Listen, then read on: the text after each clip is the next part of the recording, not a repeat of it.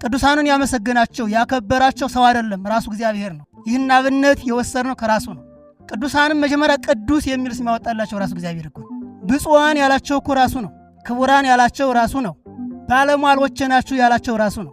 ስራው በጎ ለሆነ ሰው ክብርና ምስጋና ይገባዋል ይላል። አይደለም አምላክን በድንግልና ጸንሳ በድንግልና የወለደች አምላክን ያሳደገች ሀሊ በድንግልናን ያጠባች አብራው የተንከራተተች በመከራውም ያልተለየችው መከራውን መከራዋ አድርጋ መድኃኒትን ወልዳ የሰጠችን ድንግል ማርያም ይቅርና አንድ ስራው በጎ የሆነለት ሰው ክርስቶስም ለሌሎች በሕይወቱ ስላሳየ በእግዚአብሔር ዘንድ ክብር ምስጋና አለ። እናንተ የአባቴ ቡሩካን ኑ ነው እኮ የሚለው እሱ ፍጡራኑን ሲጠራ ወዳጆቹን። ከዚህ በላይ ምስጋና አለ?